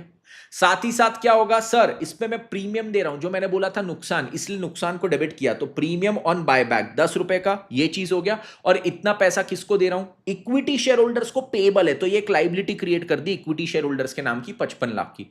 फिर इक्विटी शेयर होल्डर्स को पे कर दूंगा, equity share holders to bank. और फिर सर ये जो नुकसान था मेरा, ये जो नुकसान था, यहां पे देखो मैंने नीचे लिखा भी है, ये जो नुकसान था, ये नुकसान को राइट ऑफ करना है। तो राइट ऑफ करने की entry, securities premium account to premium on buyback, ये नुकसान को राइट ऑफ करने की एंट्री। आप केवल अगर सिस्टमैटिक ऑर्डर में ही आगे बढ़ते हो, ये फर्स्ट, ये सेकेंड, ये थर्ड, तो आप कोई भी एंट्री भूलोगे नहीं।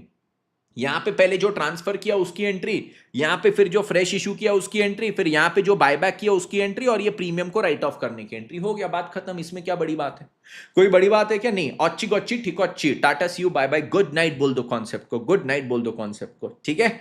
चलो अब इस पे क्वेश्चन करेंगे। यस सर, क्वेश्चन है, क्वेश्चन है, क्वेश्चन है, वो क्वेश्चन है, क्वेश्चन है, क्वेश्चन है, वो।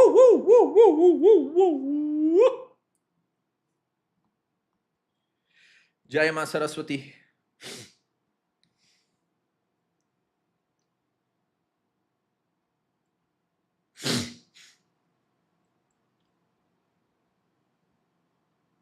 इलस्ट्रेशन नंबर 1 पे आइए, इलस्ट्रेशन नंबर 1। अब इसमें ना हर क्वेश्चन में आपको जर्नल एंट्री के साथ साथ ये लोग पूछते बैलेंस शीट बनाना। बैलेंस शीट में बना के बताऊंगा नहीं, मैं आपको जर्नल एंट्री करके बताऊंगा।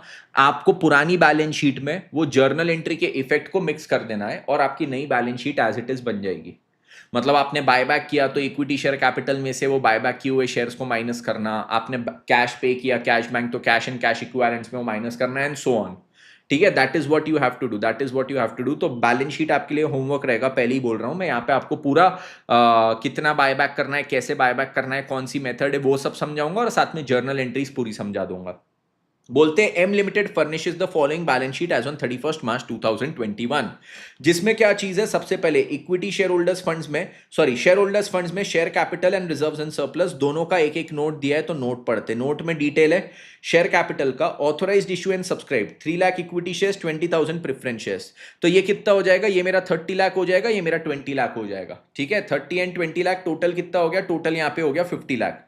रिजर्व्स एंड सरप्लस में यहाँ पे कैपिटल रिजर्व है 10 लाख, ठीक है, कैपिटल रिजर्व यहां पे कितना है, सॉरी 10,000 है, और उसके बाद क्या है, रेवेन्यू रिजर्व 4,000, तो 40 लाख हो गया, सिक्योरिटीज प्रीमियम 5 लाख हो गया, पीएनएल अकाउंट में 18 लाख रुपीस हो गया।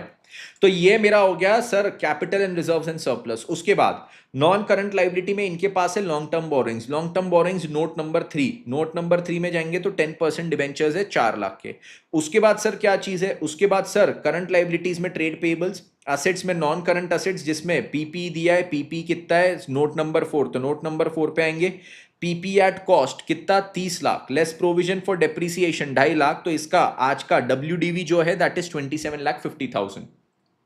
उसके बाद यहां से आगे बढ़ जाते तो अब आते करंट असेट्स, करंट असेट्स में दिया है inventories, trade receivables, cash and cash equivalents, उसका यहां पे इन्होंने अमाउंट दिया है, inventory, trade receivable, cash and cash equivalents.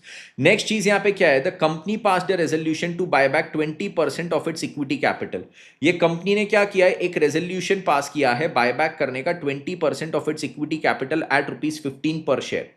तो कंपनी क्या कर रहा है, बायबैक कर रहा है 20% of its equity capital at ₹15 per share.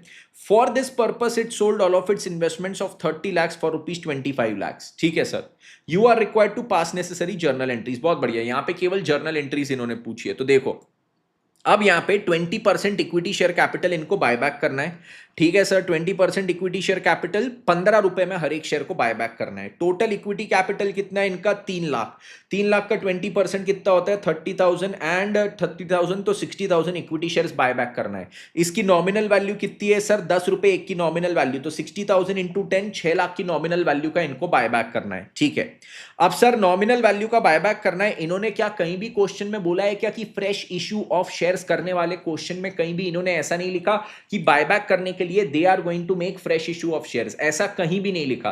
तो फ्रेश इश्यू ऑफ शेयर्स अगर ये लोग नहीं करने वाले हैं तो मुझे बताइए, if there is no fresh issue of shares, तो यहां पे हमारी मेथड कौन सी होगी, मेथड नंबर 1 जो हम हमारे फ्री रिजर्व्स को यूज करेंगे बायबैक करने के लिए। तो इलस्ट्रेशन नंबर 1 लिखेंगे,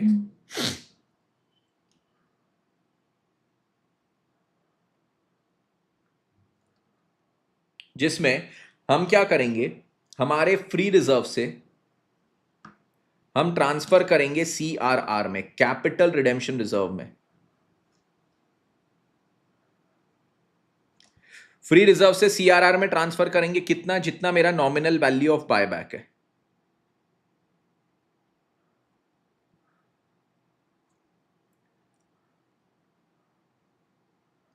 जितना मेरा नॉमिनल वैल्यू ऑफ बायबैक है। ठीक है, तो फ्री रिजर्व से सीआरआर में हम करेंगे जितना मेरा नॉमिनल वैल्यू ऑफ बायबैक है उतना ट्रांसफर। अब देखो यहां पे क्या है, तो फ्री रिजर्व से सीआरआर में हम लोग ट्रांसफर करेंगे nominal value of buyback. Nominal value of buyback कितना बोले, 3 लाख का 20% आपको बायबैक करना है, तो 60,000 शेयर्स, हर एक की नॉमिनल वैल्यू 10, तो नॉमिनल वैल्यू ऑफ बायबैक मेरा हो गया 6 लाख। सबसे पहले तो RHS of the equation is solved, right hand side आ गया, यस। अब मैं देखता हूं मेरे पास यहां पे लेफ्ट हैंड साइड में फ्री रिजर्व्स कितने, तो फ्री रिजर्व्स के लिए मैं जाऊंगा नोट्स में, नोट्स में मेरे को क्या दिया है, कैपिटल रिजर्व। ये क्या फ्री रिजर्व है, नहीं। Revenue reserve, yes. Security premium, yes. And PNL account, yes. तो तीनों फ्री रिजर्व है। अब यहां पे एक हो गया मेरा रेवेन्यू रिजर्व, एक हो गया पीएनएल का बैलेंस, और एक हो गया मेरा सिक्योरिटीज प्रीमियम। रेवेन्यू रिजर्व में मेरे पास कितना है, रेवेन्यू रिजर्व में मेरे पास यहां पे 40 लाख, तो रेवेन्यू रिजर्व में आ गया मेरे पास 40 लाख। पीएनएल में मेरे पास यहां पे कितना है, तो पीएनएल में यहां पे मेरे पास है कितना, 18 लाख, तो पीएनएल में आ जाएगा 18 लाख। और सिक्योरिटीज प्रीमियम में फिर कितना है वो देख लो, सिक्योरिटीज प्रीमियम में बोलते 5 लाख। ठीक है, अब सर इसमें से क्या पूरा का पूरा ट्रांसफर करेंगे, उसके पहले एक चीज, सर जब मैं ये बायबैक भी कर रहा हूं तो बायबैक इन्होंने कितने पे बोला है, सर आप बायबैक कर रहे हो 15 रुपए में, ₹10 के शेयर को 15 में बाय बैक कर रहे हो, मतलब एक शेयर पे प्रीमियम है ₹5 का। तो यहां पे मैं अलग से लिखूंगा प्रीमियम कितना पे कर रहा हूं, 60,000 इंटू 5, तो ये हो जाएगा 3 लाख। 3 लाख का प्रीमियम मेरे को क्या करना पड़ेगा, 3 लाख का प्रीमियम है, मेरा नुकसान है, नुकसान को राइट ऑफ करना है।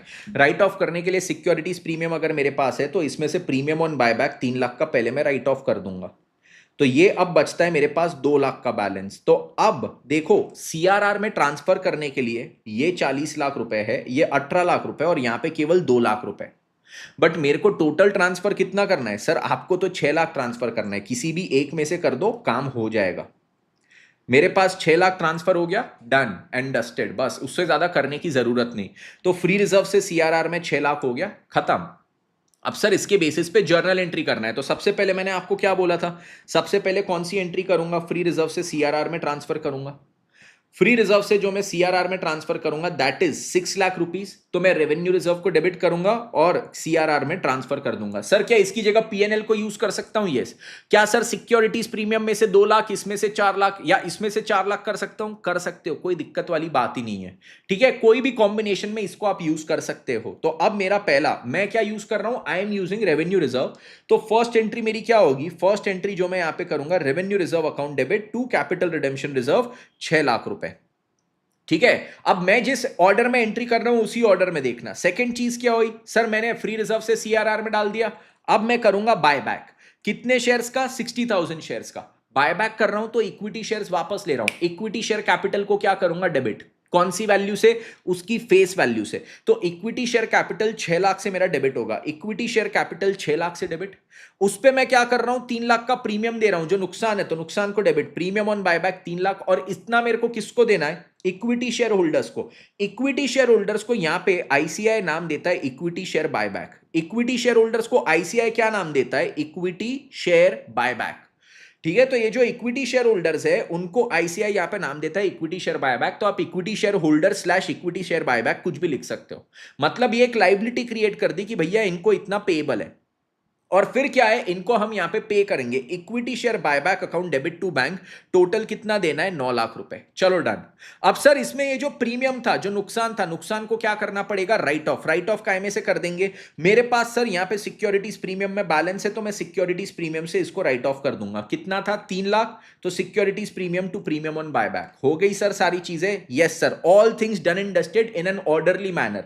आईसीआई की एंट्रीज देखो सारी ऊपर नीचे आगे पीछे, इनका कोई ऑर्डर नहीं है, आप सिस्टम से एंट्री करो सब हो जाएगा। सिस्टम हमारा क्या है, जो इक्वेशन आपने सॉल्व किया बस उसी ऑर्डर में आप यहां पे एंट्रीज करते जाओ, एकदम सिस्टम से सब हो जाएगा। एक एंट्री बस जो अब मेरी बचेगी वो क्या है, इन्होंने यहां पे बोला कि बायबैक करने के लिए आप क्या करोगे, आप अपने इन्वेस्टमेंट को बेचोगे 30 लाख रुपए के, कितने में, 25 लाख में। इन्वेस्टमेंट बेचा तो पैसा आया, तो क्या हो जाएगा, बैंक अकाउंट डेबिट 25 लाख। नुकसान हुआ, नुकसान काय पे जाएगा, पीएनएल में जाएगा 5 लाख, और इन्वेस्टमेंट आपके पास से चले जाएंगे 30 लाख। हो गया खत्म, देखो सारी एंट्रीज हमारी खत्म, एकदम tata bye bye see you good night हो गया क्वेश्चन का। यस सर, एकदम गुड नाइट। ठीक है, yes everybody clear with this, everybody clear.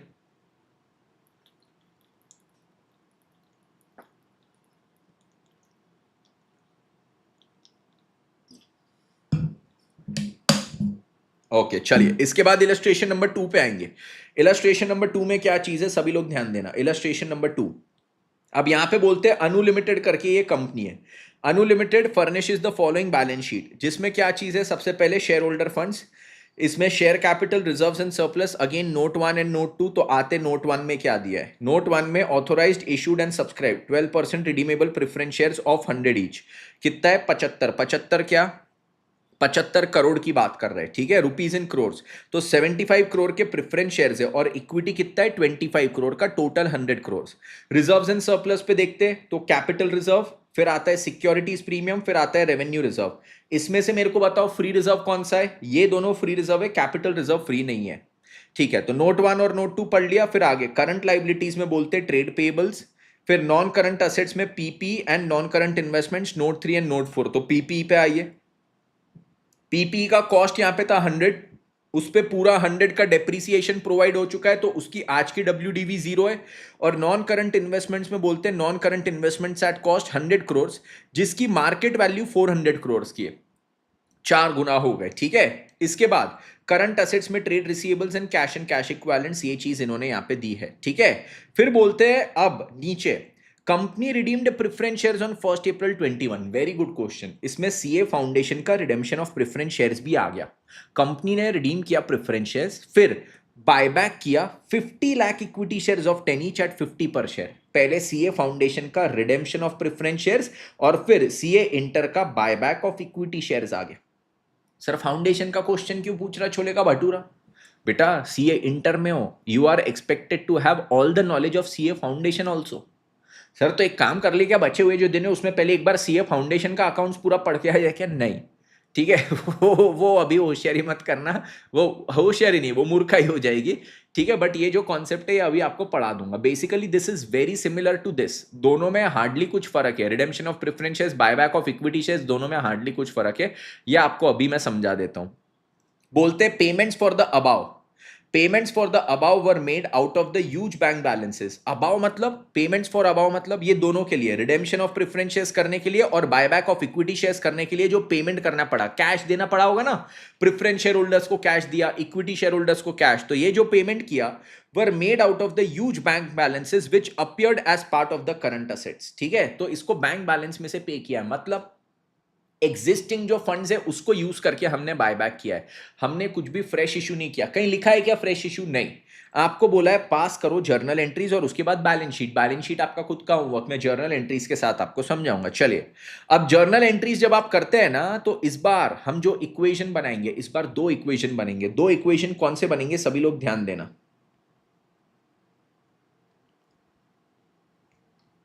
इस बार कौन से दो इक्वेशन बनेंगे? तो सबसे पहला जो आपका यहां पे इक्वेशन बनेगा वो रहेगा रिडेम्पशन ऑफ प्रेफरेंस शेयर्स का। फर्स्ट इक्वेशन कौन सी चीज का रहेगा? रिडेम्पशन ऑफ प्रेफरेंस शेयर्स, ठीक है। रिडेम्पशन ऑफ प्रेफरेंस शेयर्स के लिए आपका क्या इक्वेशन बनेगा? सभी लोग ध्यान दीजिए।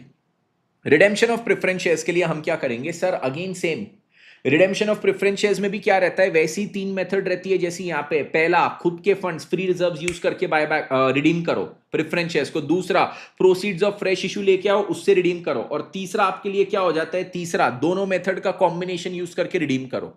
तो यहां पे तो मेथड 1 यूज हो रहा है, यस सर। तो हम क्या करेंगे, यहां पे फ्री रिजर्व्स में से ट्रांसफर करेंगे कहां पे? कैपिटल रिडेम्पशन रिजर्व में। फ्री रिजर्व्स में से हम कैपिटल रिडेम्पशन रिजर्व में ट्रांसफर करेंगे। कितना ट्रांसफर करेंगे? जितना नॉमिनल वैल्यू ऑफ बायबैक है, जितना नॉमिनल वैल्यू ऑफ बायबैक है उतना, ठीक है। तो जितना नॉमिनल वैल्यू ऑफ बायबैक है उतना फ्री रिजर्व से सीआरआर में ट्रांसफर करो। तो देखो अभी, sorry, nominal value of buyback के पहले नॉमिनल वैल्यू ऑफ रिडेम्पशन की बात कर रहे हैं, क्योंकि पहले रिडेम्पशन ऑफ प्रेफरेंस शेयर्स की बात चालू है। प्रेफरेंस शेयर्स कितने के थे मुझे ये बताओ? सारे के सारे प्रेफरेंस शेयर्स को रिडीम करना है, जितने प्रेफरेंस शेयर्स है पूरा रिडीम करना है। तो प्रेफरेंस शेयर्स कितने? 75 करोड़, ठीक है। तो 75 crore is the nominal value of redemption.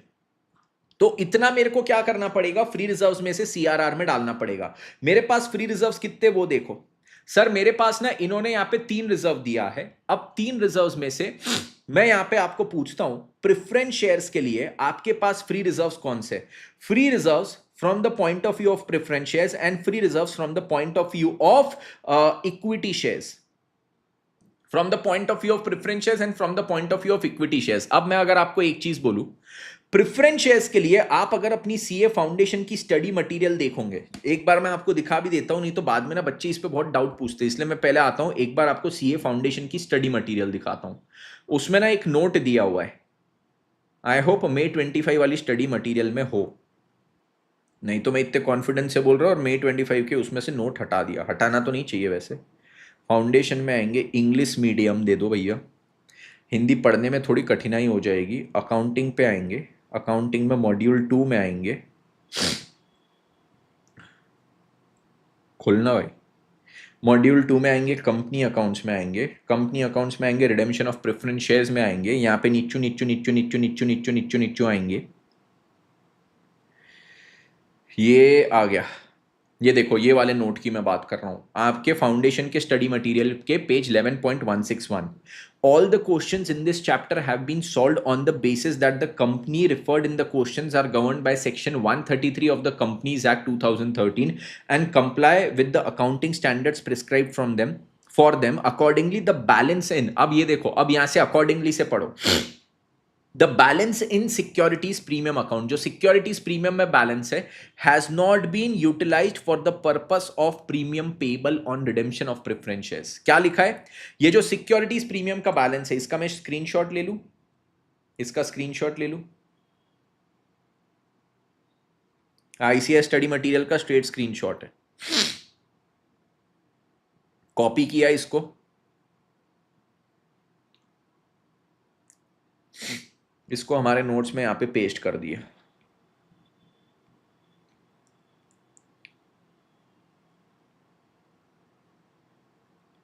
ठीक है, यहां पे हमने इसको एज इट इज पेस्ट कर दिया। ठीक है, यहां पे अब क्या बोल रहे हैं कि यहां पे आपका the balance in securities premium account, आपके सिक्योरिटीज प्रीमियम में जो भी बैलेंस है, हैज नॉट बीन यूटिलाइज्ड, इसको हम यूटिलाइज नहीं करेंगे। इन्होंने वो स्टडी मटेरियल में इस चैप्टर के जितने भी क्वेश्चंस किए उसमें सिक्योरिटीज प्रीमियम के बैलेंस को यूटिलाइज नहीं किया है for the purpose of premium payable on redemption, for the purpose of premium payable on redemption of preference shares.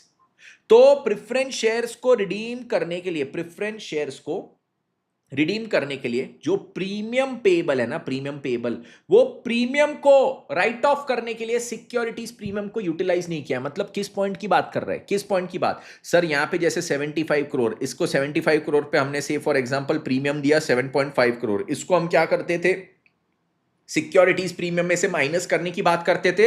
Yes, तो यहां पे प्रेफरेंस शेयर्स के रिडेम्पशन के लिए ये 7.5 हम सिक्योरिटीज प्रीमियम में से माइनस नहीं करेंगे, तो काय में से करेंगे? फ्री रिजर्व्स में से इसको माइनस करेंगे, सिक्योरिटीज प्रीमियम छोड़ के जो बचे हुए उसमें से करेंगे। That is what they are saying. वापस पढ़ो, any balance in security premium, वो सिक्योरिटी प्रीमियम के बैलेंस को हम यूटिलाइज नहीं करेंगे for the purpose of premium payable on redemption of preference shares. Preference shares को रिडीम करते वक्त आपने अगर कुछ प्रीमियम पे किया है, वो प्रीमियम जो आपका लॉस है, वो लॉस को राइट ऑफ करने के लिए आप सिक्योरिटी प्रीमियम के बैलेंस को यूटिलाइज नहीं करोगे।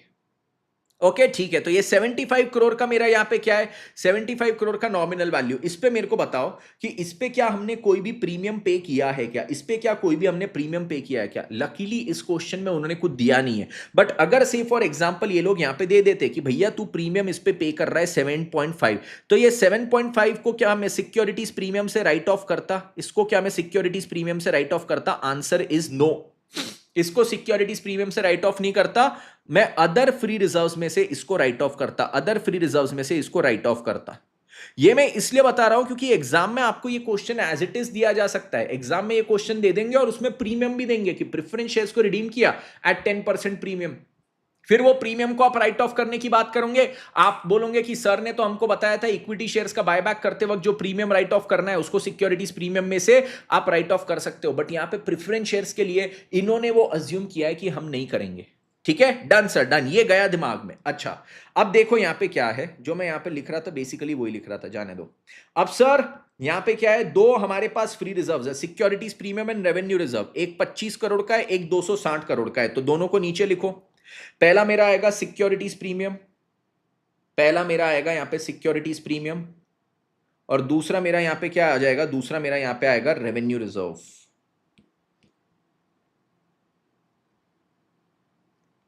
दूसरा आएगा रेवेन्यू रिजर्व। ठीक है, पहला सिक्योरिटीज प्रीमियम, दूसरा रेवेन्यू रिजर्व। तो सिक्योरिटीज प्रीमियम में देखो कितना है, 25 करोड़ है, 25 CR, और यहां पे 260 CR।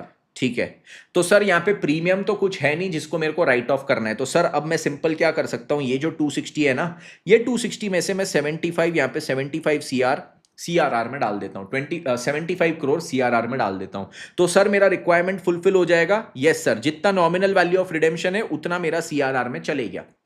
अब सर इसके बाद देखो नेक्स्ट चीज, रिडेम्पशन ऑफ प्रेफरेंस शेयर्स की बात हो गई, इसके बाद यहां से आगे बढ़ेंगे। रिडेम्पशन ऑफ प्रेफरेंस शेयर्स के बाद बायबैक ऑफ इक्विटी शेयर्स पे आएंगे।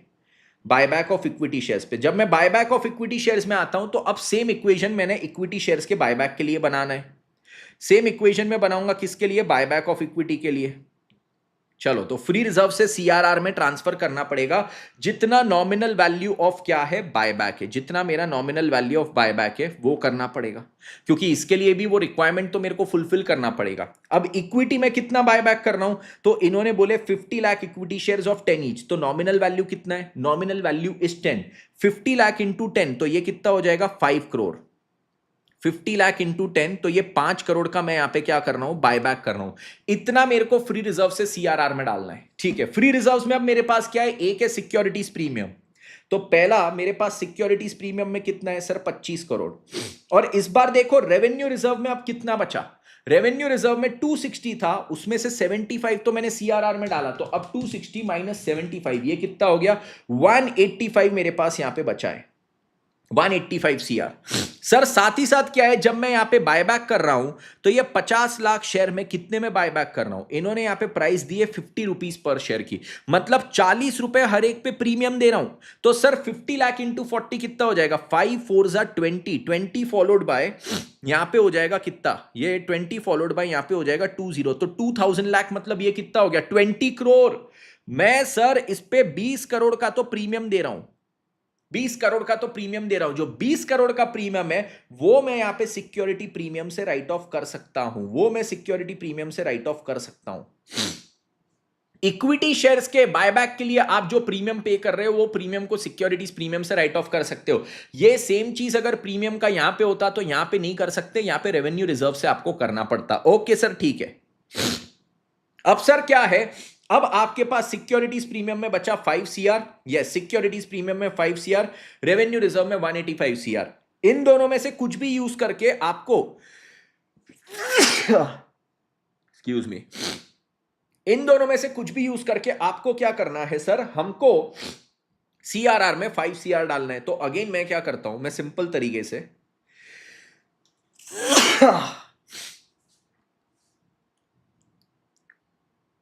रेवेन्यू रिजर्व में से 5 सीआर लिया और उसको मैंने यहां पे सीआरआर में डाल दिया। परफेक्ट परफेक्ट, चलो डन।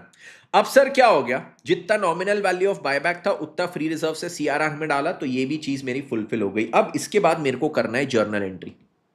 अब जब मैं जर्नल एंट्री करता हूं तो कैसे करूंगा, पहले ये वाले इक्वेशन की जर्नल एंट्री करूंगा, फिर मैं ये वाले इक्वेशन की जर्नल एंट्री करूंगा, दोनों का एक एक करके ही जर्नल एंट्री में यहां पे करूंगा। ओके यस, सबसे पहली बात देखो, सबसे पहली बात तो मैं रिडेम्पशन ऑफ प्रेफरेंस शेयर से चालू करता हूं। फ्री रिजर्व से सीआरआर में डाला, रेवेन्यू रिजर्व को डेबिट किया, सीआरआर को क्रेडिट किया। मैं एकदम शॉर्ट में इसकी जर्नल एंट्री करूंगा।